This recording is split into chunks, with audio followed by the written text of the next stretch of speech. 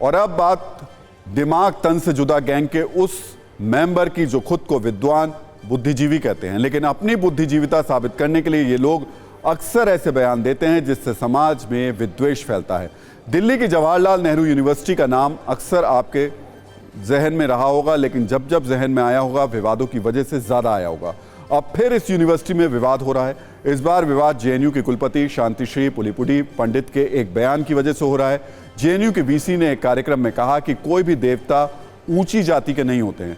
शांतिश्री के यही नहीं रुकी, उन्होंने कहा कि भगवान शिव अनुसूचित जाति या अनुसूचित जनजाति के हो सकते हैं। जेएनयू के विद्वान वीसी का यह बयान लोगों की भावनाओं को तार तार कर गया। जिस देश में साधु की जाति भी पूछने का रिवाज नहीं, उस देश में शांतिश्री देवताओं को जातियों के खांचे में बांट रही हैं। यहां फिर सवाल यही कि आखिर ये सवाल इस तरीके के बुद्धिजीवी उठाकर चाहते क्या हैं, समाज में किस तरीके का संदेश देना चाहते हैं।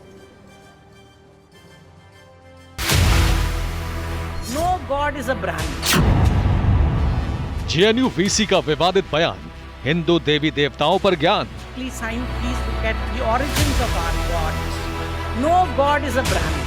विवादित बयान देने वालों की फहरिस्त में एक नाम जेएनयू की वाइस चांसलर शांतिश्री धुलीपुड़ी का भी जुड़ गया है।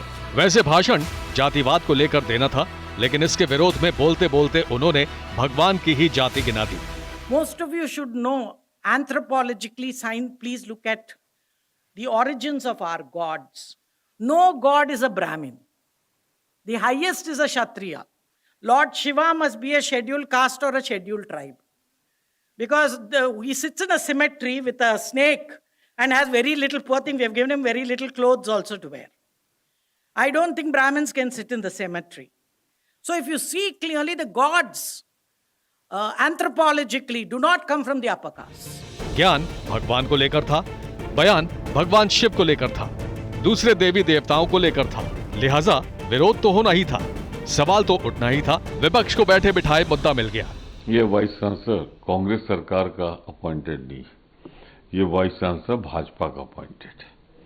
और जिस तरह उन्होंने भगवान के लिए जाति और धर्म में बांध के भगवान का ही नहीं अपमान किया, करोड़ों आस्थावान लोगों का अपमान किया है, सिर्फ ब्राह्मणों का अपमान नहीं किया है। सवाल है, भगवान जिन्हें तमाम सामाजिक बंधनों से ऊपर माना जाता है, क्या उन्हें जाति की बेड़ियों में डालकर नया बखेड़ा करना सही है?